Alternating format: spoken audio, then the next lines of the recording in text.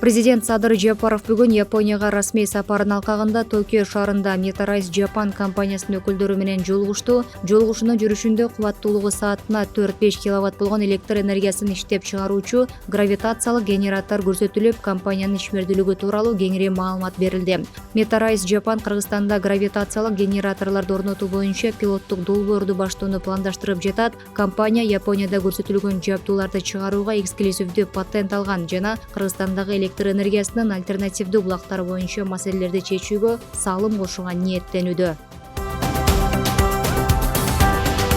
Кара Көлдө жоокерди аткан аскер кызматкери издөөгө алынганын Ички иштер министрлигинин ички аскерлер бөлүгүнүн маалымат кызматы кабарлады. Берилген маалымат боюнча бүгүн таңкы 5:00 нөөмөттө турган аскер кызматкери бирге кызмат өтөп жаткан 20 жаштагы жоокерди атып, ал окуя болгон жерден жан берген. Шектүү качканда колундагы куралын кошо көтөрө кеткен. Азыр ага издөө салынып, иликтөө иштери башталды. Эске салсак, бүгүн Токтогул кезинде ички аскерлер бөлүгүнүн жоокери кошо кызмат өтөп жаткан уланды атып алганы айтылган. Бул окуядан кийин аталган жерде күчөтүлүп, шектүү изделип жатат. Кыргыз-казак чек арасындагы Ак Телек өткөрмө көзөмөл бекетинде 500 жүк ташуучу автоунаа кезекте турат. Бул тууралуу чек ара кызматы кабарлады. Маалыматка ылайык, акыркы суткаларда Кыргызстандан Казакстанга 280 автоунаа кирген. Чек ара бекетинде жүк ташуучу унаалардын топтолушу айыл чарба азыктарынын экспорту көбөйүшүнө байланыштуу жыл сайын боло жүрүүчү сезондук көрүнүш.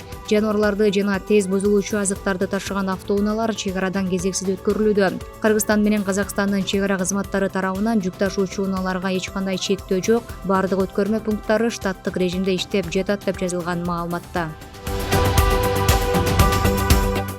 Бишкек асфальт сервис муниципалдык ишканасынын кызматкерлери эмгек тартибин бузгандыгы үчүн иштен алынды. Бул тууралуу кабар агенттигине мэриядан билдирди. Буга чейин социалдык тармактарда видео тарап, андан белгисиз аял күйөөсүнүн жумушуна келип, анын үйгө келбегендигин, үй бүлөсүн камсыздабай жаткандыгын айтып, жаңжал чыгаргандыгын көрүүгө болот. Ошону менен бирге видеодо адамдардын тобу, анын ичинде жогорудагы аялдын күйөөсү жумуш ордунда ичимдик ичип отургандыгы көрүнүп турат. 2023 жылдын январь-сентябрында биримдиктеги курулуш иштеринин көлөмү 9,3%га көбөйгөнүн Евразия экономикалык комитетинин маалымат кызматы билдирди. Аталган уюм өткөн жылдын ушул мезгилине салыштырып канча пайызга өскөнүн көрсөттү. Өсүүлөр Евразия экономикалык биримдиктин бардык өлкөлөрүндө байкалган. Анда Армения 32,6%, Кыргызстан 23,9%, Казакстан 12,6%, Беларусь 12,3%, Россия 8,8%ды көрсөткөн.